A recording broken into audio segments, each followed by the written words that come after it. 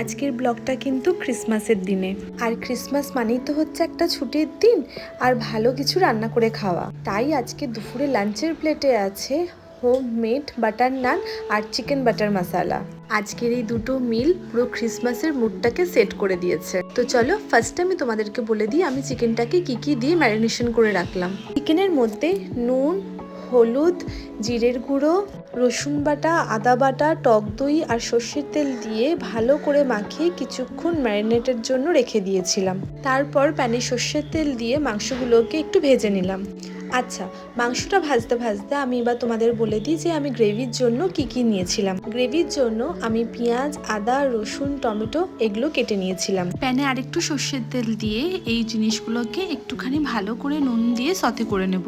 এই সবজিগুলো ভালো করে সেদ্ধ হোক, এদিকে নানের প্রিপারেশন করে নিই। আজকে কিন্তু বাটার নানটা ইস্ট দিয়ে বানাবো না, টক দই দিয়ে বানাবো। তাই টক দইয়ের মধ্যে একটু বেকিং সোডা আর বেকিং পাউডার দিয়ে দিলাম। 2 থেকে 3 মিনিট টক দইটাকে ওইভাবে রেখে দিয়েছিলাম। তারপর ময়দার মধ্যে একটু নুন দিয়ে ওই টক দইটা ভালো করে নাড়িয়ে ময়দার মধ্যে দিয়ে ভালো করে এবার মেখে নেব। ময়দাটাকে ভালো করে মেখে কিছুক্ষণ আমি ঢাকা দিয়ে রেখে দেব। আমরা বাড়িতেই যদি এইসব রান্না করতে পারি তাহলে আর বাইরের খাবারের উপর ভরসা করতে হয় না, তাই না বলো? ময়দার গায়ে একটু ভালো করে তেল লাগিয়ে এবার ওটাকে ঢাকা দিয়ে রেখে দিয়েছি।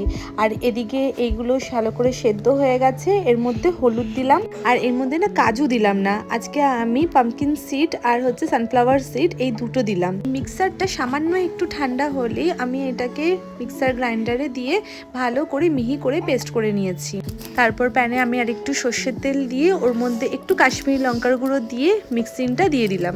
যখন এই গ্রেভিটা থেকে তেল ছাড়বে তখন এর মধ্যে আরেকটু জল দিয়ে মাংসগুলোকে দিয়ে দেবো। আর সত্যি বলতে কি এই ঠান্ডার দিনে দুপুরে এরকম একটা লাঞ্চ মানেই কিন্তু আলাদা সুখ। 1 কামড় নান, তার উপরে চিকেন বাটার মশালার গ্রেভি, এক কথায় যেন পারফেক্ট কম্বিনেশন। এই ছোট ছোট মুহূর্তগুলোই না আসলে উৎসবকে না স্পেশাল করে তোলে। আর আমার কাছে ক্রিসমাস মানে পরিবার, খাবার আর নিজের জন্য একটু সময়। চিকেন বাটার মশালা রেডি হয়ে গেছে, এবার আমি নানটা করে নেব।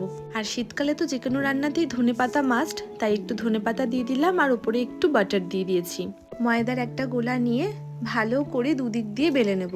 তার উপরে একটু ধনেপাতা আর কালো জিরে ছড়িয়ে আরেকটুখানি বেলে নেব। তারপরে চাটু গরম হয়ে গেলে চাটুর উপরে দিয়ে তারপরে সাঁড়াশির সাহায্যে চাটুটাকে উল্টে নানের ওপর সাইডটা আগুনে ভালো করে সেঁকে নেব। লাঞ্চের সব রেডি হয়ে গেল। চলো আমরা ক্রিসমাসটাকে এইভাবেই সেলিব্রেট করি। আবার একদিন আসবো তোমাদের সাথে গল্প করতে। তোমরা সবাই খুব ভালো থেকো। টাটা।